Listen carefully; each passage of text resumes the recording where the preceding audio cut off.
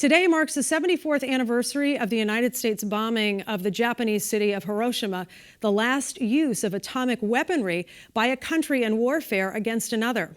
While the bombing brought about the end of World War II, it did so at a tremendous loss.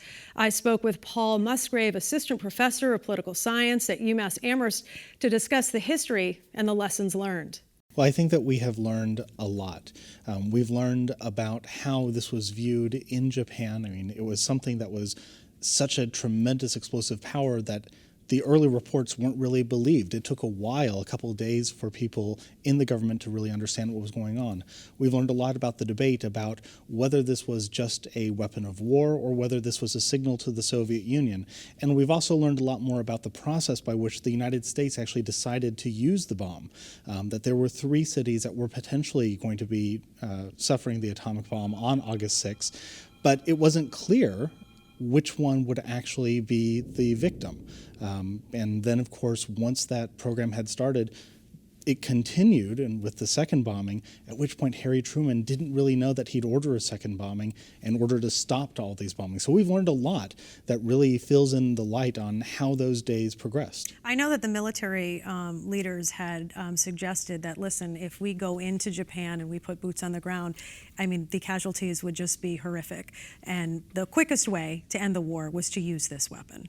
Correct? That's right, and I think that the military usefulness of the bomb in order to basically enhance America's program of continuing strategic bombing against the Japanese homeland, that really fit with how the war was being conducted in 1945. Because Germany had already surrendered. Germany had already surrendered, and in the middle of the Second World War, in anticipation of the invasion, and this is true, the U.S. military had begun to create hundreds of thousands of Purple Hearts for all the soldiers that would be wounded.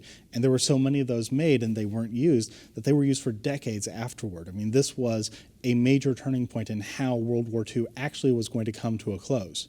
So that's 140,000 people were killed in Hiroshima, and then 3 days later, a bomb was dropped on Nagasaki. Another 70,000 people were killed. And I think what you had mentioned was people weren't really sure at the time. Obviously, the technology is different, and the amount of information coming to people was much slower. They didn't realize the impact at the time? They didn't realize the impact. In fact, there's one gentleman who survived the Hiroshima bomb. He was there on a business trip, made his way back to his home factory and was trying to explain to his boss that no, the entire city was destroyed. And they were having this conversation. This sounds fantastical, but it's true. In Nagasaki, just as the second bomb went off. So people, it beggared belief how big this was going to be. And even the U.S. government spent much of its early days trying to explain just how powerful this weapon was. And it's even unclear whether President Truman realized that Hiroshima was a city that had hundreds of thousands of people living there, as opposed to a purely military installation, that this wasn't just wiping out a military base, but an entire city. And how did Americans take it? Obviously, the sentiment now, of course, it's a somber anniversary. It's tragic, and just to think of so many people dying from this event. But at the time, where were the American people on this? I think that there's a variety of reactions, and I have to say that the first reaction was probably relief that there wasn't going to be an invasion, relief that this wasn't going to drag on forever, and that certainly solidified with the surrender of Japan on August 15, a few days later. But over time, and even relatively quickly, Americans began to wonder, what is this new world we're living in? And they began to wonder what would happen if this were used against American cities. And so within a year, you have John Hersey's story in The New Yorker detailing what the Hiroshima bombing was like and its aftermath. And then very quickly in magazines and popular culture, the notion of an atomic war and then of a nuclear war really begins to take hold and shape how people view this. And right, and so then next came the Cold War, of course. Now, through the years and through those decades, and now that the Cold War has gone, I've had you in a few times talking about, North Korea and Iran and the fear of countries, developing such capability that would be so destructive. How has what happened then shaped U.S. policy now? I think that there's a lot of ways that it's shaped U.S. policy. I mean, for one, around the world, the ground truth is that the United States is the only country to ever use nuclear weapons in anger. It's done so twice. And the weapons that the United States, Russia, China, even North Korea have are vastly more powerful. The fact that these weapons were used first on civilian populations and that they became synonyms for dread really helped to convince people that an atomic warfare would be different from nuclear war. And so on one hand, that may have actually helped prevent a third world war, the fear of these weapons being used. On the other hand, it means that they have been relegated mostly to the imagination. And since it's been 74 years since they were last used, I actually worry sometimes that people have forgotten just how shocking this would be.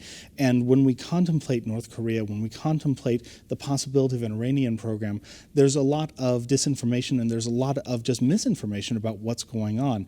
So this continues to resonate because on the one hand, it's a real thing that actually happened, and on the other hand, it's just this kind of metaphor for unspeakable trauma, which has probably gone a little bit too far and distanced us from the real physical horror of what could have happened. And when you look at the scientists involved in the Manhattan Project, they obviously had regret after seeing what this technology allowed them to do. That's right. Some of them had more regret than others. On the one hand, you have people like Robert Oppenheimer and a lot of folks who went off to become almost anti-nuclear activists. Other people did stay involved in the bomb program, and some of them, like Edwin Teller, went off to help push for and design the hydrogen bomb. So you did have this fracture within this community. And over the subsequent several decades, the United States government has spent trillions of dollars, literally $7 or $8 trillion in defining and developing and maintaining a nuclear weapons complex. Obviously, the Soviets and Russians have done the same, and so have other nuclear weapons countries. These are not the most expensive weapons ever created, but they are certainly among the most expensive projects that mankind has ever taken on. So as you teach this in class, and I'm sure that through the years you've had lots of different questions from students, I think the way this history has been taught has changed a lot through the years. Would you agree with that? I think that's absolutely right. And we were talking earlier about how, even when we were in school, it was a lesson that the bomb was used and that was the end of the war, and there wasn't anything really complicated. And now I think that there's a much greater awareness of the moral complications, of the political complications, and there's also a greater interest, I think, in seeing this as relevant to us today. Because if you imagine a nuclear war in 2019 or 2020, the scale of devastation will be a lot closer to the scale of devastation in Hiroshima or Nagasaki, individual cities coming under attack, than to sort of a day after scenario with thousands of nuclear weapons being used simultaneously. And we should remember that many more countries have nuclear weapons now than did in my childhood or most of our audience's childhood, and that means that there is a steady increase in the possibility that these weapons could be used, intentionally or not.